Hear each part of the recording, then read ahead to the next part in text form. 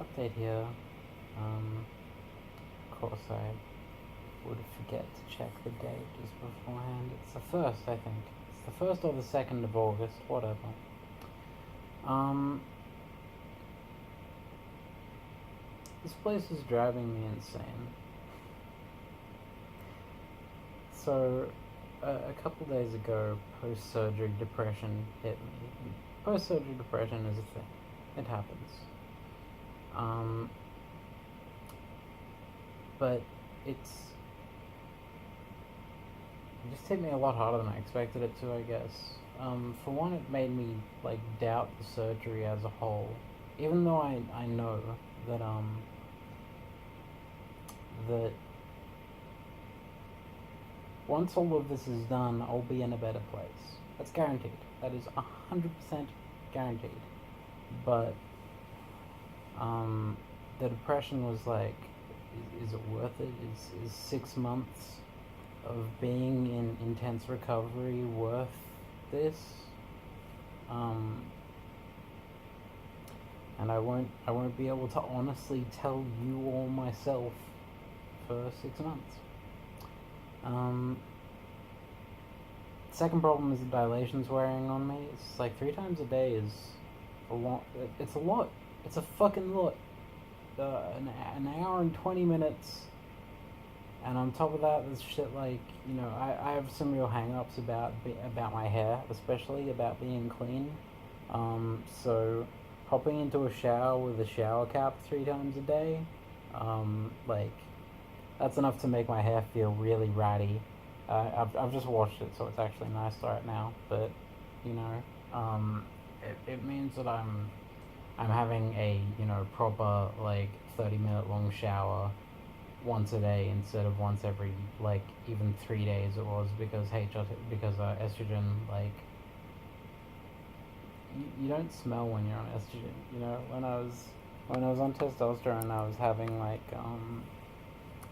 a shower every 2 days, and even that was probably not enough to make me not smell like a gross boy. No offense to all the gross boys out there, but yeah, I've gone from every 2 to 3 days to having a shower daily, and that's no fun, and it just adds to the amount of time that it just takes out of my life. It just takes a huge amount of time and effort and money and everything out of my life. On top of this, the culture here at the clinic, between the fact that I'm really over this place and the fact that I'm suffering pretty hard from post-op blues, I'm gonna apologize in advance if I offend anyone when I say this, if anyone from the clinic happens to see these videos, but these aren't my people. I mean, I have like a surgery buddy here, and they're a good person, and I like them, but like, they brought an entire makeup kit to this surgery. Like, they don't leave their room without like contact lenses, lashes, powder, lipstick. Like, they spend like, they're the kind of person who spends half an hour just like before they get out of bed for breakfast. And I'm sitting here worrying about the fact that literally, back home, 90% of the people I come across call me a fucking dude and think that I'm a guy. And they're worried that their Tinder date is gonna maybe notice their scars. Like, these people haven't been misgendered in years. And it's just wearing on me. It's just making me feel like less of a woman. And the real irony is that, like, my goal is closer towards androgyny. I'd rather be ambiguous than outright like super femme. If I was gonna be like, even on the feminine side, I err towards tomboy or even outright butch. But just like seeing them lead these normal female lives, it eats at you. especially when the post-op blues kick in.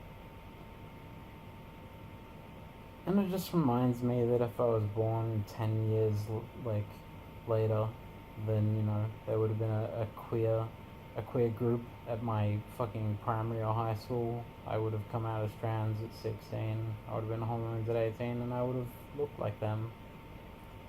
And I guess I would have been like them too. And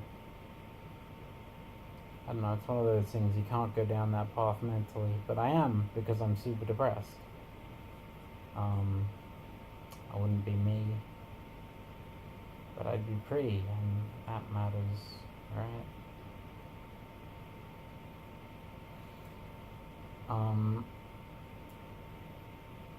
Also, just a forewarning, I'm probably going to get emotional in this video.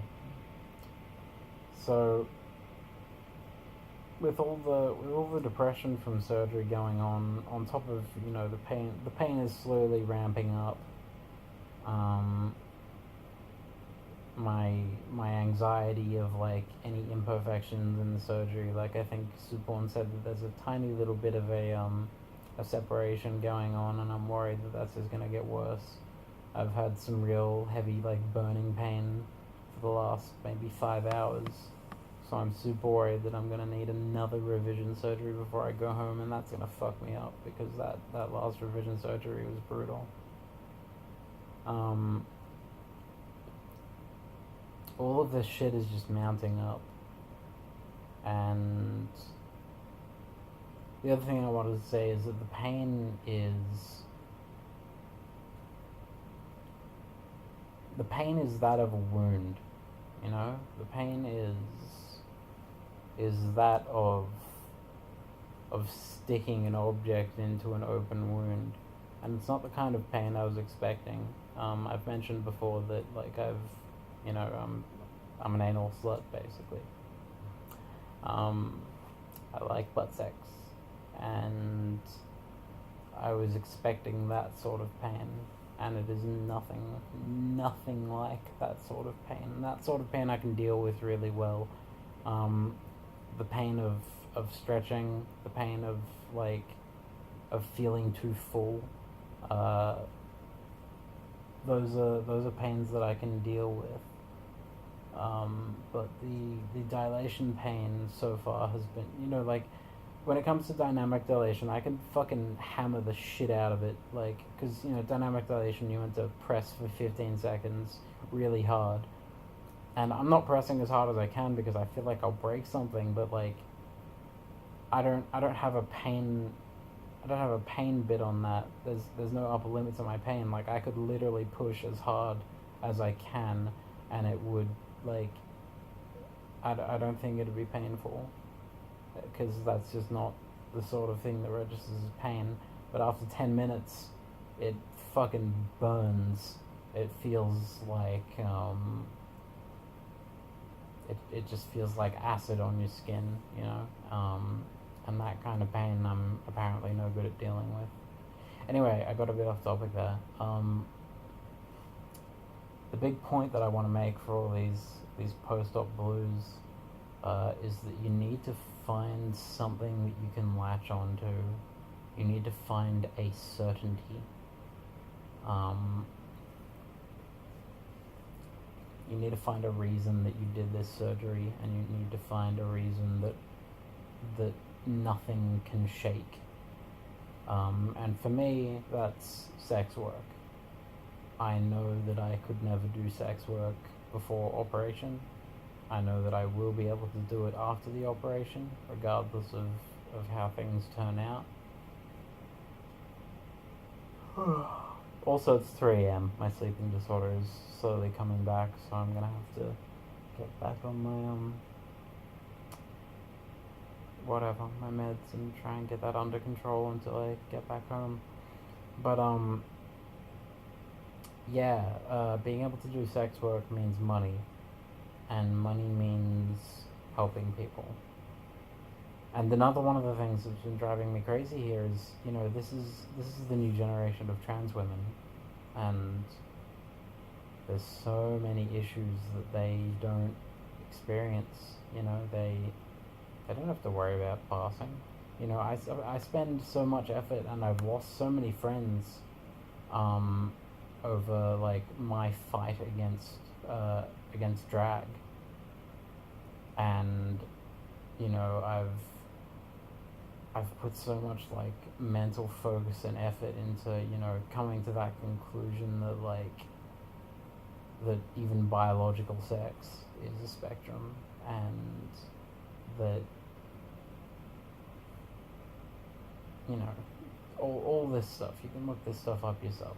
I'm not gonna go into it, but I've spent so much effort fighting for a certain type of people, and now being here reminds me that that kind of person won't exist.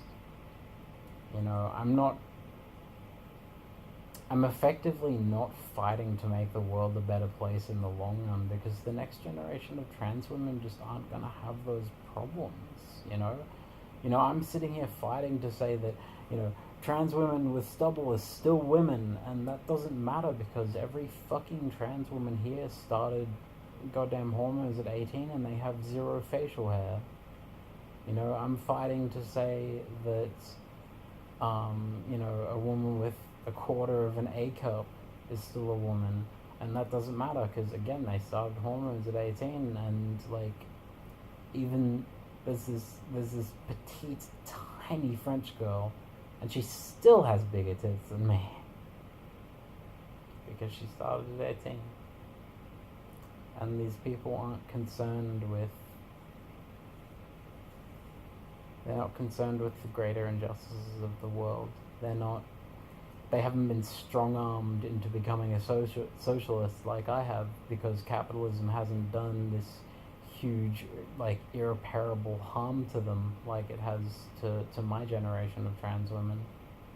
Well, most of my generation of trans women.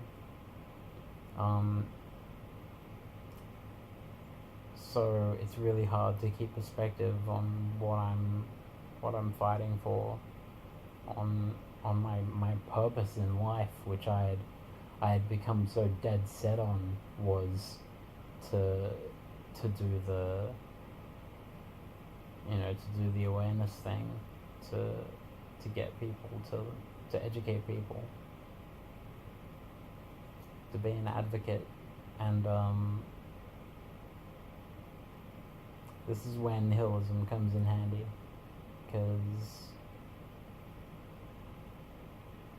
my current generation, doesn't matter that the next generation will be different. It doesn't matter that my generation is the last generation of this type, and it's sad.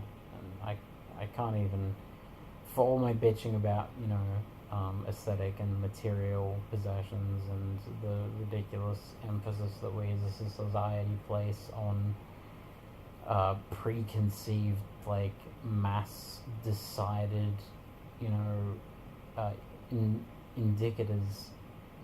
indications, whatever, of mainstream attractiveness.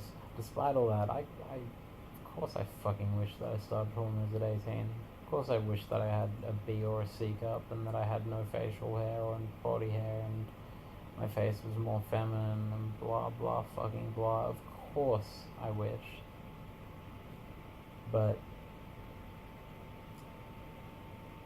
that one thing that keeps me going, that keeps me from sinking into a total depression sinkhole, is the sex work. And you may be thinking, Shin, why do you want to do sex work so much? Well, because of my sleeping disorder, sex work is the only way that I will have money. It is the only possible way that I will have a considerable amount of money. And back home, I can probably get about $400 an hour. And if I can do 2 clients a week, that's approximately 50 grand a year. I don't need 50 grand a year. I just don't. I need 25 to 28 grand a year to live. That's all I need. Which means that if I have even 2 hours of work a week, that I will have a spare $24,000 a year. And you know what I'm gonna fucking spend that on? Every GoFundMe that I've seen that has no money in it because they're not attractive by cis standards, so it doesn't go viral, so no one shares it, so it doesn't get any money. I'm doing this, when I start up sex work, and my purpose in life, it's for I told you I'd get emotional. I knew I'd get emotional during this bit. It's for Amelia. It's for Sarah. It's for Jess. It's for Ren. It's for Tim. It's for Aaron. It's for Effie. It's for Robin.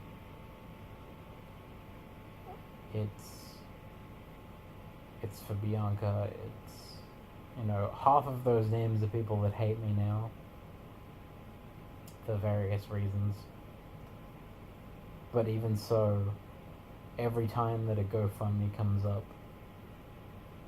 and I can't give any money, it breaks my fucking heart. And it 20 grand a year of spare money, you know what that means? You know what that fucking means? That means that once a year I get to pay for someone's SRS. That means that once a year I get to help someone who doesn't have any other help, because my generation doesn't have family. We don't have supportive families. We got kicked out. We got thrown out. And even if we didn't, most of our families are fucking poor anyway. We don't have high-paying jobs because we couldn't get into schools because of all the ridiculous fucking mental disorders that we developed from being in the closet for so long and from all the hatred that we received. We can't do that shit. We're not the generation of SRS at 18. But if all I have to do is fuck 2 random dudes a week, and then once a year I can do this for someone else, I can validate someone else's fucking existence, I can destroy their dysphoria and make them feel like the human being they were supposed to be. If I can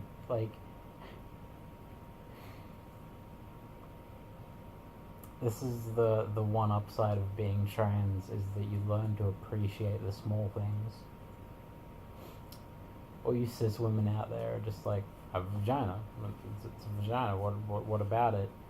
And every trans woman who's gone through surgery, excluding this new generation of 18-year-olds that take fucking everything for granted, they're just like, I've got a vagina. I have the correct genitals. It's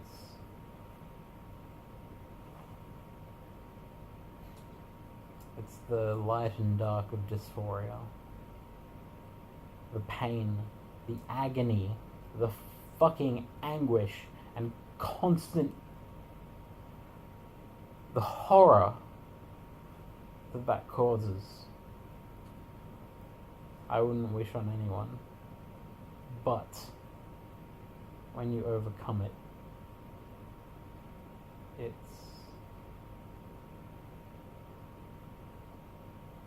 I guess the positive is as incomparable to anything else as the negative.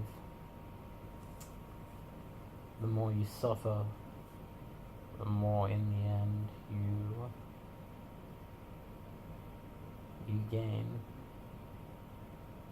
And if I can give this to people, if I can do this for other people, if I can even help do this for other people, never even mind the 2 clients a week thing, I know I'm far from conventionally attractive,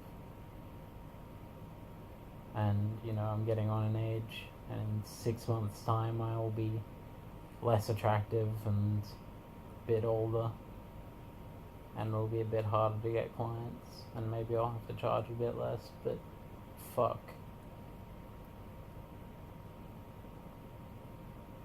If I can just give a couple thousand a year to all the people who aren't pretty enough to get pictured on on BuzzFeed or whatever and have their GoFundMe go viral. If I can just contribute some money to those people once a year, that's enough. That's a life purpose. That is an entire life well spent. So I do feel horrible right now, and the depression is making me question everything that I'm doing, and it's making me feel like I'm not a real woman, and it's making me feel horrible that I am the fucking slug in the room full of gorgeous 20-year-old trans women without a fucking care in the world. But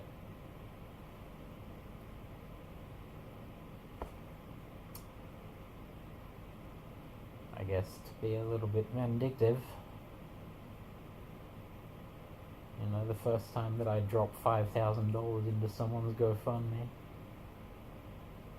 none of them will be able to understand the emotion that causes.